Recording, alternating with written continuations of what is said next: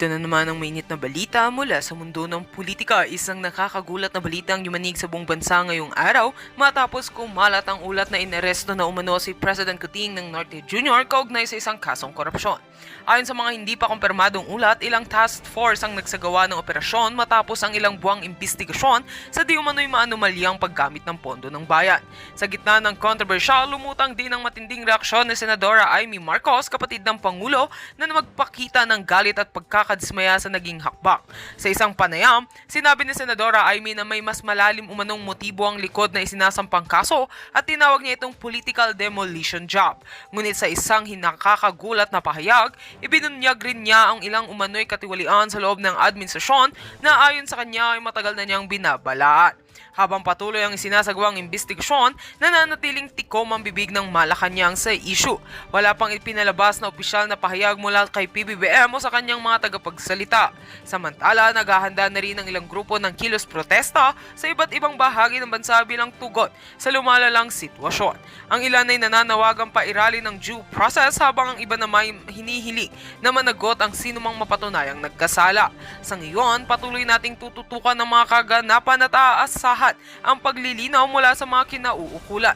Isa itong paalala na sa isang demokrasya walang sinuman maging pinuno ng bansa ang dapat ilagay sa taas ng batas. At yan nga mga balita ang ating pagkakatutukan, at kung bago ka pa lamang sa aking channel ay huwag kakalimutang mag-like, share and subscribe para updated ka sa aming mga bagong balita dito sa Tatak Pinas.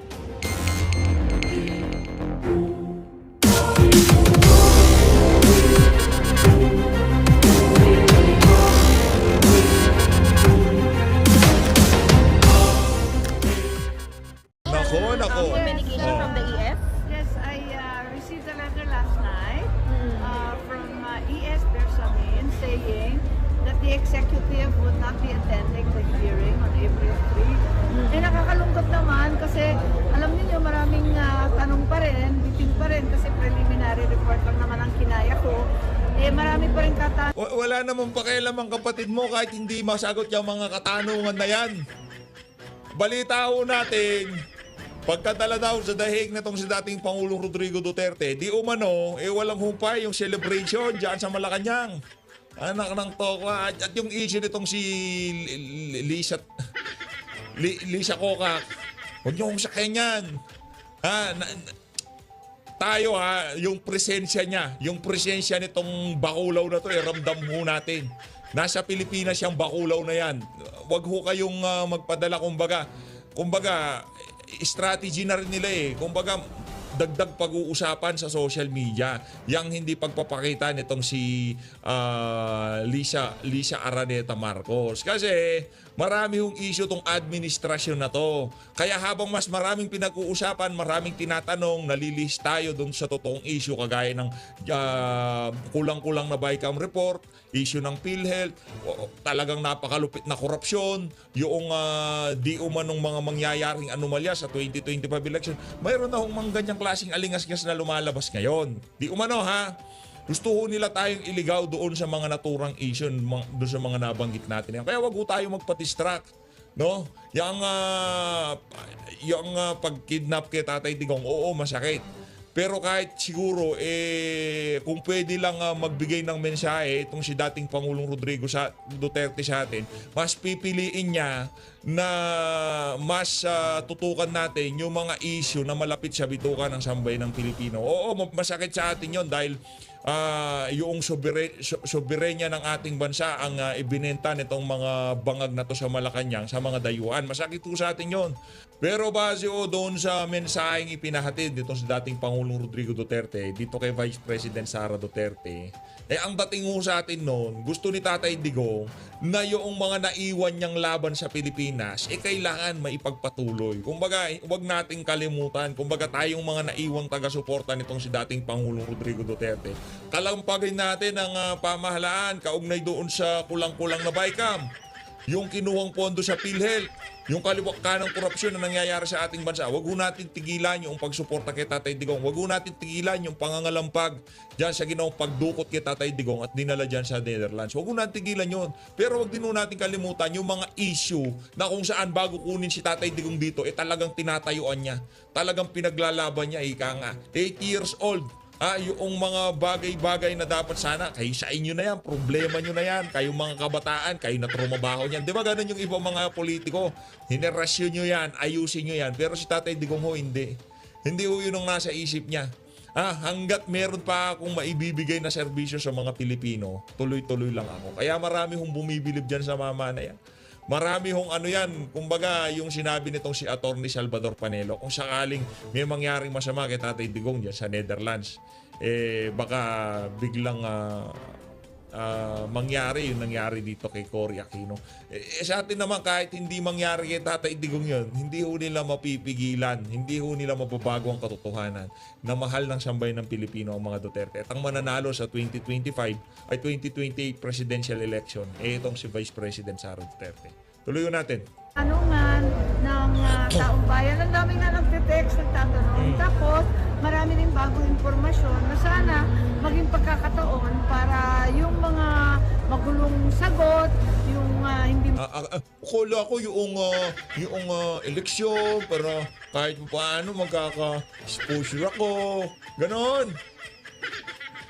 Madam, maluwang pa ho kayo. Ang kaisipan, kayo naman. Huwag ko kayo mag-baby talk. Ang may karapatan lang mag-baby talk yung mga baby. Magkatugma-tugma ng mga datos at saka yung mga katanungan ng taong bayan. Sana pagkakataon yun para maisagot ng ating gobyerno. Mali, pero kung ibinida mo dyan yung tatay mo, malamang sa malamang may mapapaniwala ka pa O sabi siguro nito si Marcos Jr., ito namang si Amy Marcos. Pati ba naman yung pagkakaano kay Digong na ano ka? Hindi ko na papupuntahin dyan si Bonjing at saka yan si John Vic. Hindi ko na papupuntahin dyan sa hearing mo. Yan si Torre, di na sila pumunta.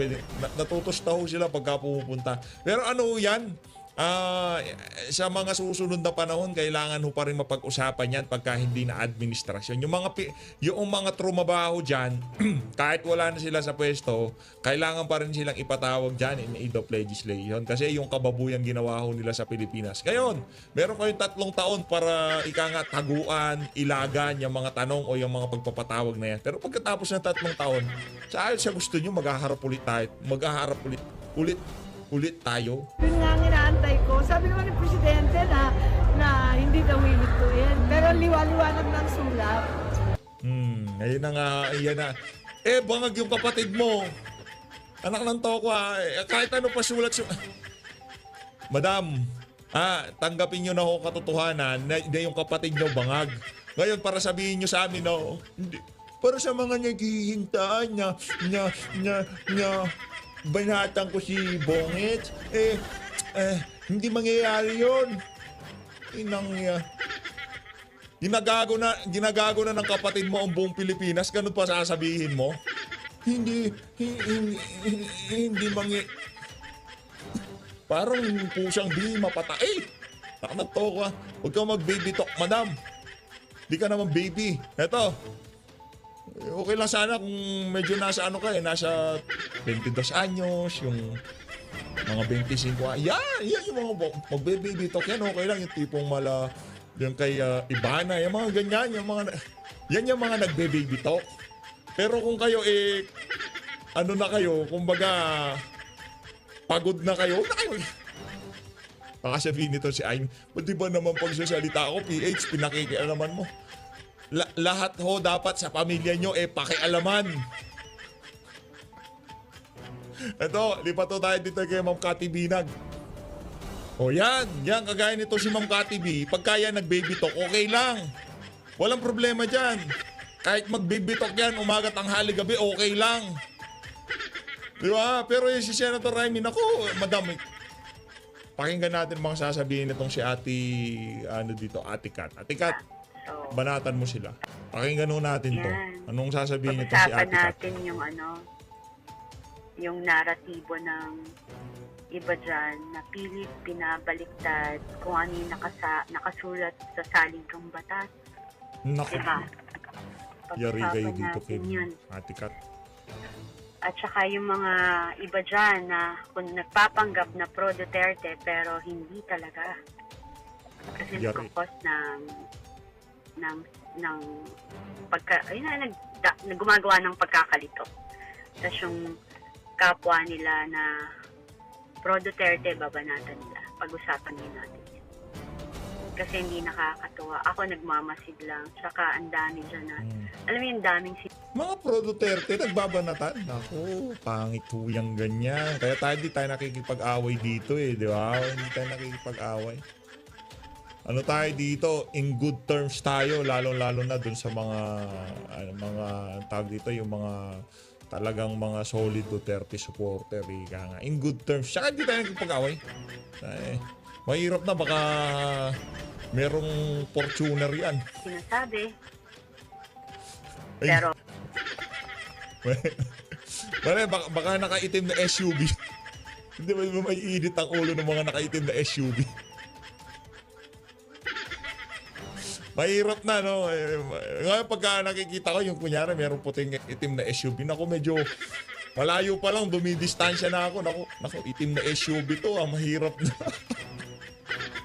Naging judgmental no? Ako sige, pupunahan mo na yan, mahirap yun.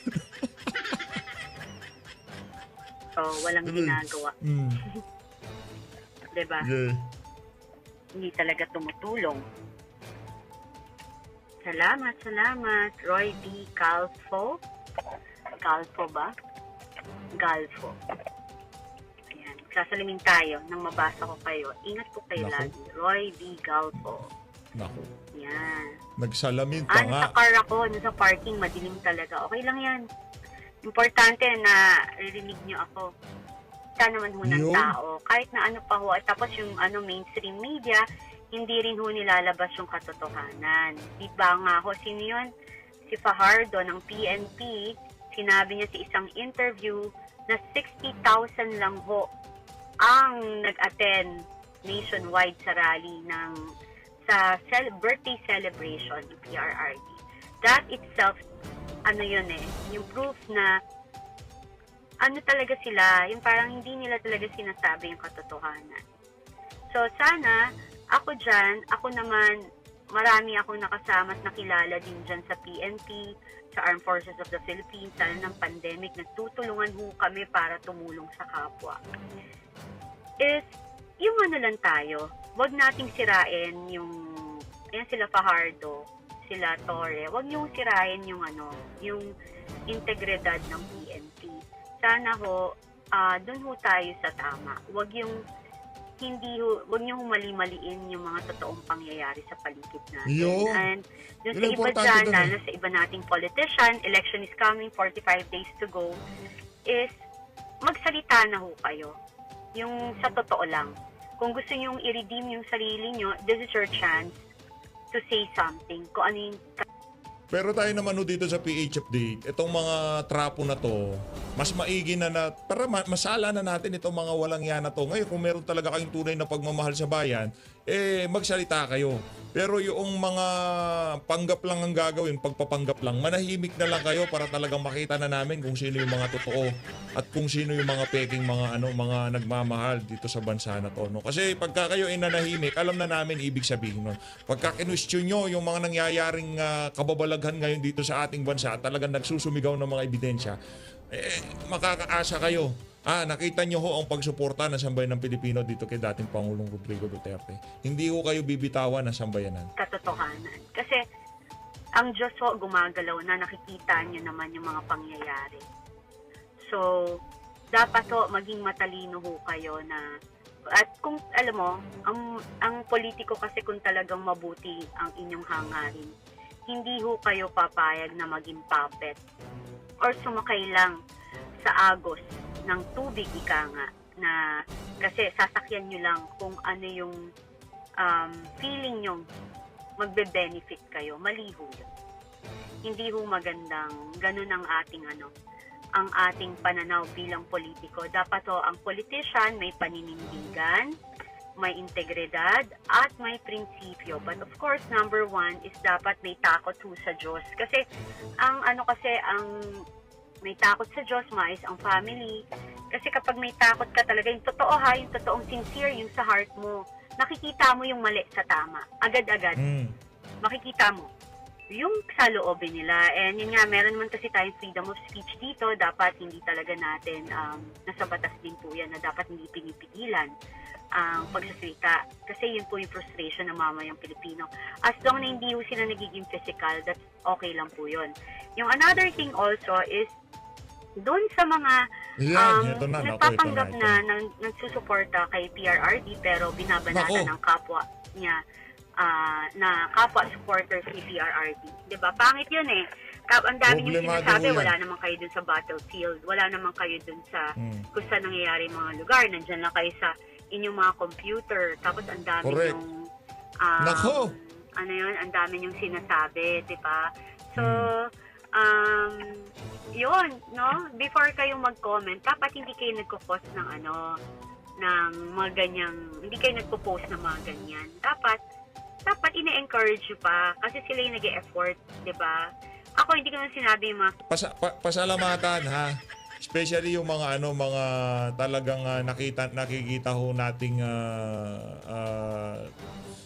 lumalabas sa karsada, talagang todo effort, no? Lahat ho ginagawa nila para makapag-ambag, hindi yung makapamuna lang.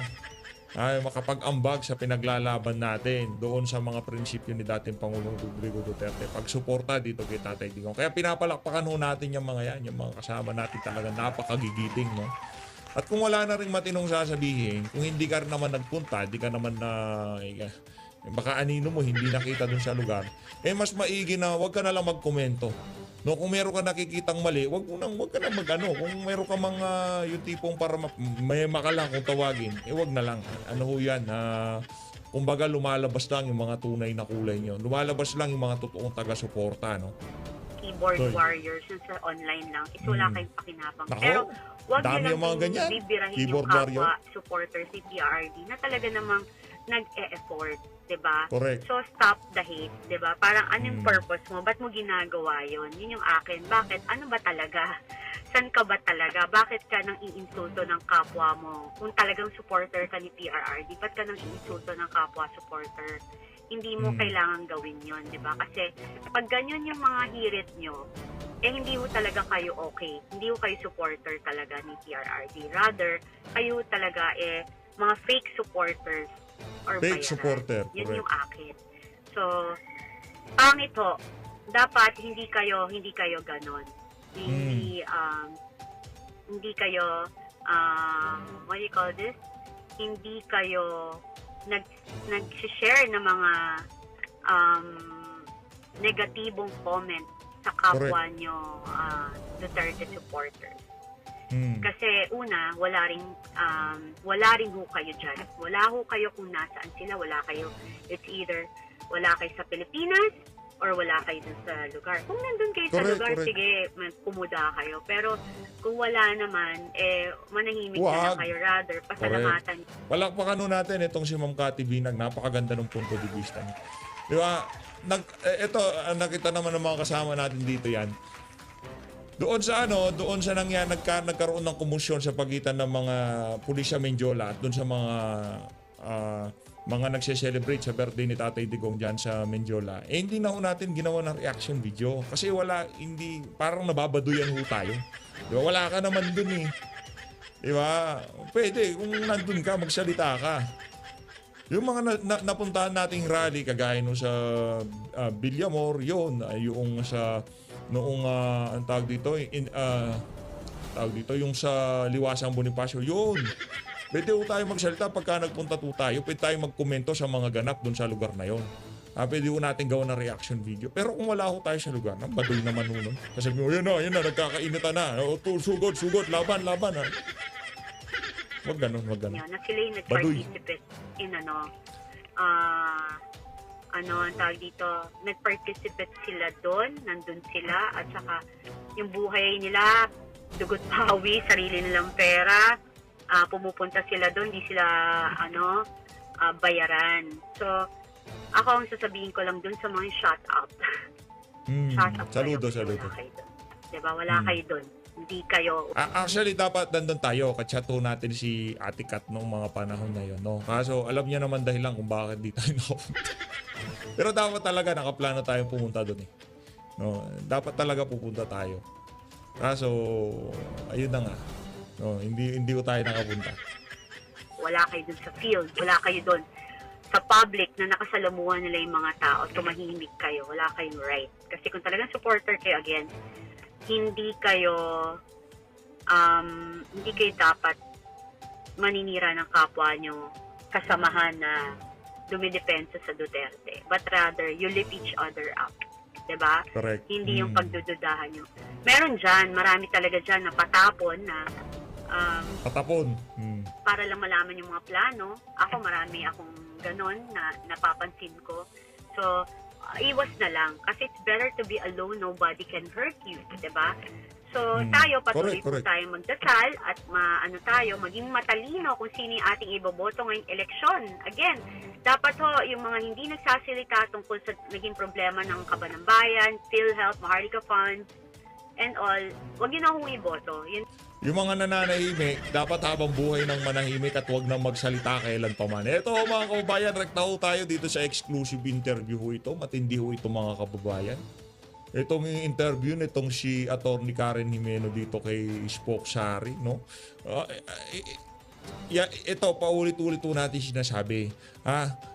Yang si Marie, siyang ibang mga reporter dyan, araw-araw nila nakakasalamuya yung si Spokes, pero hindi ho nila nakuha yung panig niya. Abogado nasa kampo ni Tatay Digong. Sino pa bang mas may nakakaalam kung ano mga nangyayari sa kampo ni PRRD? Kaso importante nga doon sa mga mainstream media na yon, kung ano yung naratibo, yun. Diba? Yung kukunin yung mga taga-suporta ni Tatay Digong na nakikipag-usap sa mga pulis. Pagdating ng balita sa Pilipinas, ayun na, pinapaalis na mga Duterte supporter. Tinataboy na sila ng mga pulis. Nakikipagtalo sila sa... Ganyan ho sila. Ang sasalbahe ho ng mga mainstream media na yan. Pero itong Billionaire News Channel, medyo ox ho ito ng konti. No? Kumbaga, SMNI, tapos yung kahit papaano hindi bias, nandiyan yung mga mainstream na kahit papaano pwede natin panoorin yung mga balita nila. Ito, panggan natin. There was a Supposedly an diffusion ICC order. Yes, okay. There's a So this is diffusion that order. you're familiar with Yes. this. What is the difference between a diffusion order or diffusion notice and a red notice from the Interpol? The diffusion notice came from the Philippines, requesting the international community for assistance to apprehend the former president. But how do you issue a diffusion notice to yourself? Because it's issued only by the Philippines. Yeah. And the difference with a red alert notice is the red alert notice is issued by the Interpol itself upon request of the ICC, and which means that it had to go through the General Secretariat, which should have taken steps to vet the legality of the warrant of arrest. And of course, it's important to vet the legality of the warrant of arrest because the service of the warrant is dictated by local law, no? Not by international law. So under the Rome Statute, if the ICC warrant of arrest was being served, the requirement would have been to send someone to a competent judicial authority. Well, in fact, that's a separate provision of the Rome Statute.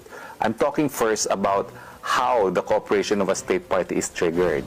It is, of course, by a formal request made, and I understand there was no formal request made yet, and with the assistance of Interpol, because Interpol will be the one to coordinate with the local police force. No?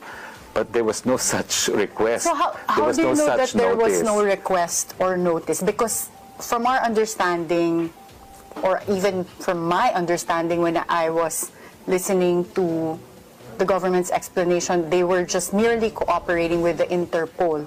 But it did come out during the Senate hearing that was led by Senator Amy Marcos that there was no red notice, there was only a diffusion notice. So how does that reconcile with what you're saying, that there was never a request from the ICC? Because if the ICC requested for the arrest, they would have asked Interpol for assistance. Okay?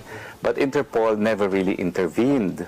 What they had issued was a diffusion notice, which is a request from the Philippine government, not vetted by the Interpol, just a friendly request. So it came from the Philippines? It came from the Philippines and executed and enforced by the Philippines. It was like requesting oneself, no? Which is really ridiculous. How do you know this, that the request came from the Philippines? Because we've seen a copy of the diffusion notice. Naku, yari ho tayo dyan. Itong mga detalye na to, hindi ho palaga. Ang request pala mula sa Interpol na dyan sa diffusion notice, galing pa mismo sa Pilipinas. Anak ng tokong garapata. Diba? Ibang klase ho mga kababayan. Request galing sa Pilipinas, pinadala sa Interpol, inimplement sa Pilipinas. Anak ng tokwa. Pambihira. Para maikutan lamang yung pagkakawalang jurisdiction ng ICC dito, ipapadaan sa sa ICC. This, no? And of course, this came out also in the Senate hearing, no? So in a sense, the Senate hearing is very crucial to prove facts, which I knew even before the hearing was conducted, because someone who was from within the Philippine office charged with cooperating with Interpol had already sent me a copy of the diffusion notice. So you had a copy? I of had the a copy, diffusion but notice. unfortunately I did not have to explain where it came from because it came out already in the Senate. Now, also under the Rome Statute, surrender to the court must comply with the requirement that it has to go through a process of extradition, which must be filed before a local court. And of course, in the Philippines, our procedure for extradition is dictated by an existing presidential decree, which has not yet been repealed or amended by Congress. And therefore, my expectation was he will still be brought first to a regional trial court. And I've said this over and over again in my columns and in my vlogs. No? So the manner by which he was arrested was completely a shock to me, because I thought that even an administration with an balanced mind would comply with the very reason that the ICC exists. Ito ho kasi yung nasa utak nila. Ang naratibo na yan, ang galaw talaga na ibigay sa mga dayuhan itong si Tatay Digong. Hindi naman ho talaga sa mga Marcos yan. No, ganito ho nangyari, di ba, Uniteam? Nagkaroon ng alyansa sa dalawang partido, sa dalawang pamilya, Marcos at Duterte. Nanalo sila na sabay. Nung nanalo na, dahil alam nila na malakas si BP, bibitawan niya si BP. Ngayon maghahanap ng alyansa itong Marcos na kung saan pwede nilang makasama para wasakin ng mga Duterte. Parang after nila, sila na lang dalawa magpukpukan. Kumbaga, ano na lang tayo, tayo maglaban dito. Ika nga, Dilawan at saka Marcos. Alam naman ho nila, alam naman nila pagka wala na yung mga Duterte, itong mga Marcos na to, kaya rin nilang trabahuin itong mga Dilawan. Yung galaw na padala sa Netherlands si Tati Digong, hindi naman ho talaga galing sa Marcos yan. Galing ho sa mga Dilawan yan. Ang nangyari, pinagbigyan ng mga bangag itong mga Dilawan at trinaydor naman ho itong mga Duterte. Yun ho ang pinakamalaking pagkakamali nitong si Marcos Jr. Sa kanyang pagiging presidente. Yung iniwan niya ang mga Duterte. Di ba? Yun ho ang pinakamalaki. Mula noong doon sa punto na binanatan na, kumbaga, tahasa na talagang binira ng administrasyon ni Marcos Jr. itong si VP Sara. Yun na ho, doon na nag-umpisa ang pagbagsak ng kanyang administration. Mantakin mo, ang nagpanalo sa'yo, ang tumulong sa'yo, ang nagtiwala sa'yo, iniwan mo doon sa mga kalaban ng nagarang administrasyon na kung saan isinuka talaga ng sambayan ng Pilipino. Doon ka pa talaga nakipag-alyansa sa mga Dilawan. Isipin nyo na lang mga kababayan kung paano mag-isip, kung anong klaseng diskarte sa politika ang ginagawa ng kampo nitong si Marcos Jr. Hanap ka na lang ng kapalit ng mga Duterte, pinili mo pa talaga yung mga dinurog ni Tatay Digong, yung pinakita ni Tatay Digong kung ano yung kung bakit hindi na dapat maibalik itong mga Dilawan na to. Di ba? Yang sila Leni Robredo, yan sila Bam Aquino, yan sila Kiko Pangilinan. Ngayon medyo nakakagin na naman ho sila ng momentum sa politika. Kasi nga ho, hindi na ho na-emphasize yung mga pagiging incompetent nila sa kanilang pagiging public servant. Napag-uusapan yung kay Tatay Digong, kay VP Sara, pero dadating ang oras na lahat ng yan ilalatag ulit natin sa sambayan ng Pilipino. Kung hindi pa ho ngayon ang panahon, maghintay lang ho tayo. there will be a day for reckoning, ika nga nitong si dating Pangulong Rodrigo Duterte. Ang pinakamalaking pagkakamali ng administrasyon na to, noong nag-umpisa silang pinulitika nila itong si VP Sara. Pagkatapos noon, wala na. Tapos na ho, ika nga. Tapos na political career nila the moment na binanatan nila itong mga Duterte na to. Sila nagpanalo sa inyo. Sila ang nagpalibing sa tatay nyo dyan sa libingan ng mga bayani. Tapos sila pababanatan nyo. Mga bangag nga ho talaga. Which is the Rome Statute, no? And that's why, as I said, we were already ready with the petition a year before it actually happened to restrain cooperation, no? Because we thought we would have the time to question it, since they would still have to bring it to the local court. And in fact, under existing rules, as you know, in the rules of court, the issue of jurisdiction should be brought out in the extradition court itself, no? And then later on to the Supreme Court in case you do not agree with the judgment of the extradition court. But of course, the very process contained in the Rome Statute was not followed. And of course, it's a big lie